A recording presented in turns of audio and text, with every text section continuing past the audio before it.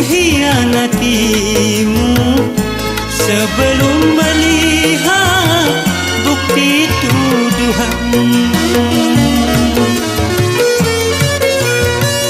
Pantaskah kau pergi tanpa seizinku, lalu kau kembali ke orang tuamu?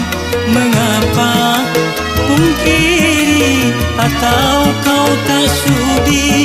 Mengapa kau lari? Apa yang